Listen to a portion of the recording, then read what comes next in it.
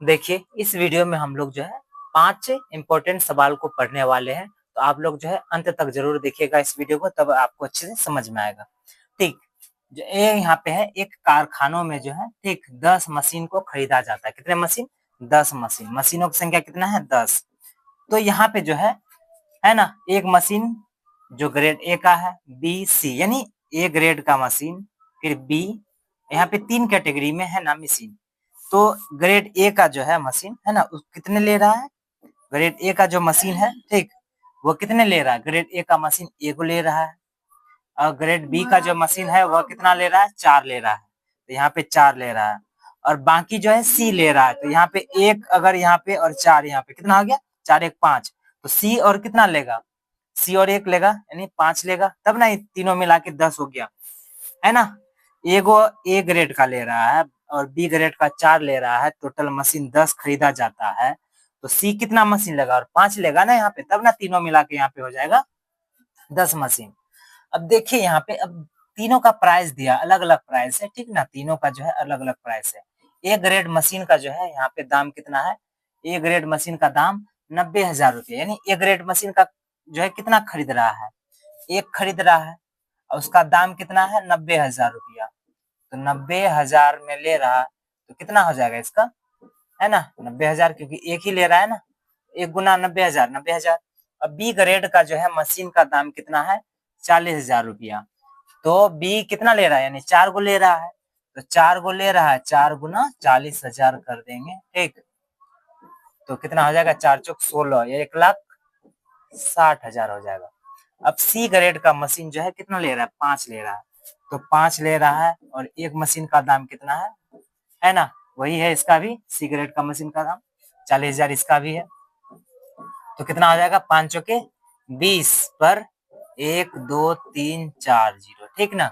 चलिए, इतना यहाँ पे ले रहा है। अब देखिए यहाँ पे औसत निकालने बोल रहा है, मशीनों की, है ना, औसत लागत की गणना करें। तो औसत बराबर जो है फॉर्मूला होता है औसत, ये क्या फॉर्मूला होता है कि अंकों का योग बटे अंकों की संख्या, ठीक है ना, कुल अंकों की संख्या। तो कुल कितना यहाँ पे ले रहा मशीन? 10। तो 10 जो है नीचे रखना है, ठीक। जो मशीन यानी ले रहा है, सबका प्राइस जो ऊपर यहाँ पे रखना है ना। कितने? 10 मशीन जो है, 10 मशीन का प्राइस को ऊपर रखना है। कितना हो जाएगा यहाँ पे?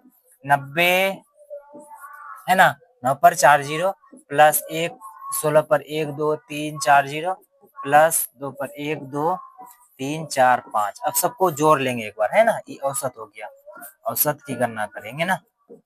अब चलिए, अब यहाँ पे जोड़ लेंगे, 0 0 0 0 हो जाएगा, फिर 0, फिर 0, फिर 0, सॉरी यहाँ पे 0, फिर 0, कितना हो जाएगा? 0, फिर तीसरा में 0, फिर 0, फिर 0, 0 हो जाएगा, फिर चौथा में 0 0 0 0 हो जाएगा, फिर पांचवा में 0 6 और 9 9 6 15 का 5 हासिल 1 2 और 1 3 3 और 1 4, है ना, इतना हो जाएगा। नीचे यहाँ पे 10, 0 से 0 कट जाएगा, कितना होगा?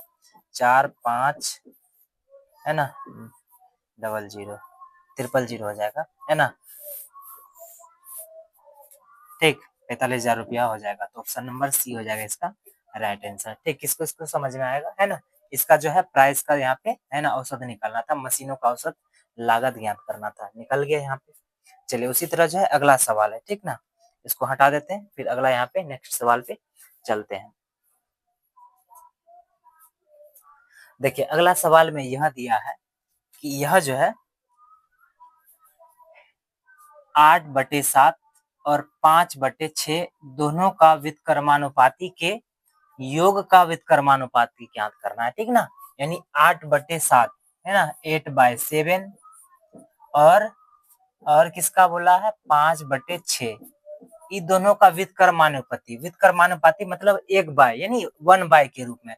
तो 1/, के रूप में इसको लिखेंगे तो 7 ऊपर जाएगा और 8, यानी इसका व्युत्क्रमानुपाती। इसका योग बोला तो जोड़, इसका भी व्युत्क्रमानुपाती ज्ञात करना है ना। इसका भी यहाँ पे व्युत्क्रम निकालेंगे तो कितना होगा? 6 ऊपर जाएगा, 5 नीचे आएगा। दोनों का व्युत्क्रम हो गया, अब दोनों को जोड़ते हैं ना। तो एलसीएम ले लेंगे, 8 5 40। अब इधर हो जाएगा 40 को अगर 8 से भाग लगाएंगे तो 5 5 सत्ते कितना हो जाएगा? 35, 5 सत्ते 35 हो जाएगा। ठीक। और फिर जोड़ है तो जोड़, फिर 8 5 40 और 8 6 8 को फिर 6 से 8 6 48। अब दोनों को जोड़ लेंगे। 8 5 13 3 हासिल 1, 4 3 7 और 1 8, नीचे हो जाएगा 40। अब तो आंसर तो निकल गया इतना, लेकिन बोला उसका योग का व्युत्क्रमानुपाती, जो योग किए उसका भी व्युत्क्रमानुपाती। तो इसका भी व्युत्क्रमानुपाती ज्ञात करेंगे तो 40 जो है ऊपर चल जाएगा और 83 जो है नीचे आ जाएगा। यही हो जाएगा इसका आंसर। ठीक, तो कौन सा ऑप्शन हो जाएगा? 40/83। ऑप्शन नंबर डी हो जाएगा इसका राइट आंसर। ठीक, चलिए उसके बाद है अगला क्वेश्चन। देखिए 3 नंबर में है कि एक धन राशि पर है ना कितना 8 वर्ष और 10 वर्ष का साधारण ब्याज का अंतर कितना है? 200 है। यानी ब्याज का अंतर दिया है ना, ब्याज का अंतर दिया है। तो यहाँ पे देखिए, यहाँ पे है ना 8 वर्ष के लिए अगर हम 100 रुपया का 8 वर्ष है ना, मान लीजिए पी मूलधन पी गुना आर, रेट परसेंट दोनों का सेम है ना 10%। इसका 8 वर्ष में है ना, इसका भी है 10% और 10 वर्ष के लिए भी, यानी रेट पर जो है वो समान है, दोनों के लिए जो है एक ही रेट है। तो P गुना R यानी 10% और कितने वर्ष के लिए? पहला का निकालते हैं 8 वर्ष के लिए, 8 वर्ष के लिए और नीचे कितना होता है 100। ठीक, इसका कितना हो जाएगा? 0 से 0 कट गया, फिर 0 से 0 कट गया, कितना निकला? बराबर में आ जाएगा 80। ठीक, 80 निकला इसका ब्याज, 80 इसका ब्याज निकला 8 वर्ष के लिए। फिर दूसरा का अगर हम 100 रुपया लेके चलते हैं, उसका रेट तो वही, दोनों का वही होगा ना 10%, और टाइम कितना है इस बार 10 वर्ष, इस बार कितना 10 वर्ष के लिए, नीचे कितना 100 से भाग देते हैं, है ना। P गुना R गुना T बाय 100, तो 0 से 2 जीरो कट गया, कितना निकला इधर? इधर निकला 100। अब दोनों का अंतर जो अब निकालेंगे है ना, इसका 80 निकला, इसका 80 100 निकला, इसका 80 इसका 100, दोनों का अंतर ज्ञात करेंगे कितना है? दोनों का अंतर 20 का अंतर है। 80 से 100 जाने में कितना 20 चाहिए ना हमको, तो अंतर 20 नहीं दिया है, कितना दिया है? 200 दिया है। अंतर जो है यहाँ पे दिया साफ साफ कि ब्याज का अंतर जो है कितना है? 200 है ना, 20 नहीं है 200। तो ये 20 से 200 कितना गुना है? 10 गुना है। 20 गुना 10 करेंगे तो 200 आएगा ना, 10 गुना है। तो ये भी 10 गुना है, तो ये 80 ना होके ये भी कितना हो जाएगा? ये भी 10 गुना होगा, ये भी कितना हो जाएगा? 10 गुना होगा।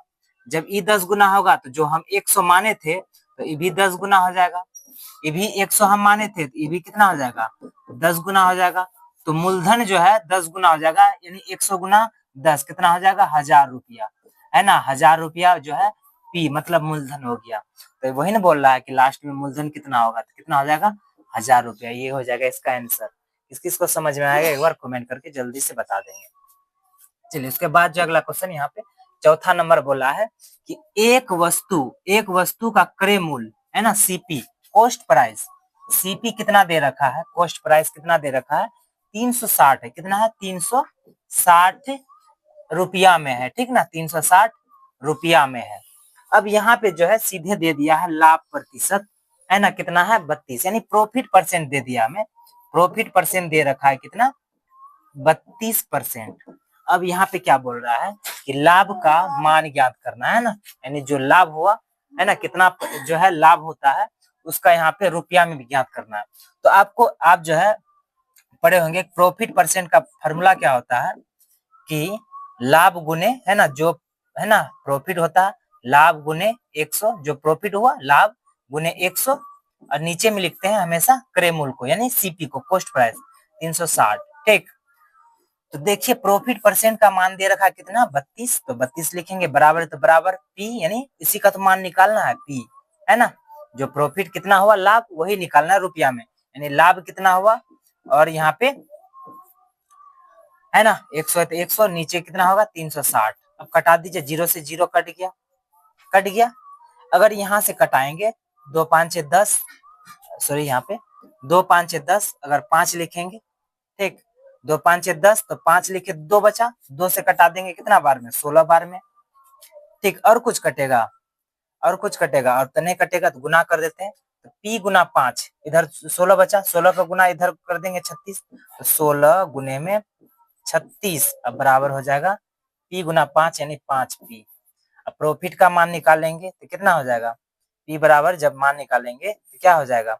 जो है ना जो 5 है जो गुना में है भाग में आ जाएगा 16 गुना में 36 और नीचे हो जाएगा 5 अब बराबर में हो जाएगा पी यानी प्रॉफिट है ना, यानी लाभ कितना हो गया जब इसको काटाएंगे है ना, गुना कर देते हैं, डायरेक्ट गुना करते हैं इसका 16 गुना 36 कितना हो जाएगा, 16 का गुना अगर 36 करेंगे, देखिए यहाँ पे गुना कर रहे हैं, ठीक 16 का गुना 36 से कर रहे हैं, 16 का गुना 36 से करेंगे कितना आ जाएगा 500 है ना, 576 कितना आ जाएगा 576 और नीचे कितना है, नीचे 5 है। अब 576 को जब भाग लगा देंगे कितना से 5 से तो कितना आएगा, यहाँ पे प्रॉफिट कितना आ गया 11.5.2 यानी 115.2 निकल के आया है ना। तो रुपया में निकालें तो कौन सा ऑप्शन नंबर इसका सी हो जाएगा इसका राइट आंसर। ठीक चलिए, यानी कि लाभ निकाल दिए हमने, यानी कितना का प्रॉफिट हुआ था। प्रॉफिट जो है यहाँ पे दिया, प्रॉफिट परसेंट में दिया था, हमें निकालना था प्रॉफिट। ठीक चलिए, उसके बाद जो है अगला क्वेश्चन आइए। ठीक, उसके बाद जो है अगला यहाँ पे आइए, देखिए यहाँ पे जो है a प्लस बी का मान दिया है 9 और a square plus b square का मान 61 है और a इंटू बी का मान ज्ञात करना है। डायरेक्ट यहाँ पे हम ना a प्लस बी है ना, इसका यहाँ पे इसका मान दे रखा है, a प्लस बी का मान दे रखा है, कितना दे रखा है, a प्लस बी का मान दे रखा है 9, तो हम दोनों तरफ स्क्वायर कर देंगे, फिर a प्लस बी का हो जाएगा होल स्क्वायर, इधर भी होगा 9 का होल स्क्वायर हो जाएगा। इसका फार्मूला लगा देंगे होल स्क्वायर वाला, a square plus b square plus 2ab, ये होता है ना, बराबर है तो बराबर 9 का स्क्वायर करेंगे तो 81। अब यहाँ पे a square plus b square का मान देकर रखा है कितना 61 दे रखा है, तो इसके जगह में हमें 61 लिख देंगे प्लस 2ab बराबर में 81। अब जो है 61 को उस तरफ लेके जाएंगे, यानी 2ab यहाँ रहा बराबर 81 है तो 81 यहाँ पे लिख देंगे, 61 प्लस में बराबर किस पार जाएगा तो माइनस हो जाएगा 61, 2ab अब यहाँ पे घटा देंगे कितना होगा 0, 8 में 6 गया कितना 2 से कटा देंगे इधर कितना बार में, यानी ए बी का मान हो जाएगा 10। तो यही पूछा है ना कि ए बी का मान क्या है, तो ऑप्शन नंबर बी हो जाएगा इसका राइट आंसर। ठीक चलिए, यहाँ पे कितना हो जाएगा ए बी का मान 10। ठीक चलिए, अगला क्वेश्चन यहीं पे यहाँ पे आते हैं। ठीक चलिए, अब यहाँ पे दूसरा क्वेश्चन है कि a प्लस बी का मान 5 है और a square plus b square का मान 13, सेम वही है ना, उससे निकाल सकते हैं, लेकिन एक चीज यहाँ पे है, इससे आसान हो जाएगा कि आप जो है a और b का मान अगर दे रखा है जोड़ में 5 है, तो ऐसा सोचिए कि हम a के जगह में कितना मान रखें जो कि जोड़ने पर 5 आए और इसका स्क्वायर करने पर कितना आ जाएगा 13 आ जाएगा। तो हम अगर सोच के चलते हैं कि a का मान अगर 3 रखेंगे, अब b का मान अगर कितना रखेंगे 2 रखेंगे, तो 3 और 2 कितना हो जाएगा 5 हो गया ना। अब यहाँ पे वही है ना, जब यहाँ पे देखते हैं तो यहाँ पे इसी मान को यहाँ पे बैठा के देखते हैं कि 13 आ रहा है कि नहीं आ रहा, तो 3 है a का मान कितना निकला 3, तो 3 का स्क्वायर करेंगे प्लस b का मान 2 है तो 2 का स्क्वायर करेंगे, 3 तिया 9 प्लस 2 दूनी 4, 9 4 13, यानी सही जा रहे हैं। तो सही जा रहे हैं तो इसका मतलब a का मान जो 3 माने हैं वो सही है, b का मान जो 2 मान है वो भी सही है। तो a और b का मान बोल रहा है ना, तो a गुना b यानी a गुना b का मान बोल रहा है, तो 3 गुना 2 कितना हो जाएगा 6 हो जाएगा, इसका सी नंबर हो जाएगा इसका, है ना। चलिए, इसी तरह और भी वीडियो देखना चाहते हैं तो इस चैनल को जल्दी से सब्सक्राइब करें, क्योंकि इस चैनल पे इम्पोर्टेंट सब जो क्वेश्चन है जो पूछा जाता है, ये सब क्वेश्चन जो है एग्जाम में जो है हर एग्जाम में यहाँ पे है ना 1-2 देखने मिलता है, यानी ठीक जो इम्पोर्टेंट क्वेश्चन है, ठीक जितना भी यहाँ पे बता है ना, तो हर एग्जाम में यहाँ पे जो है देखने मिलेगा इस तरह से। ठीक, तो इम्पोर्टेंट सब क्वेश्चन लाते रहते हैं, प्लीज इस चैनल को जल्दी से सब्सक्राइब कर लीजिए अगर इम्पोर्टेंट क्वेश्चन अगर डेली देखना चाहते हैं तो। मिलते हैं नेक्स्ट वीडियो में, तब तक के लिए जय हिंद।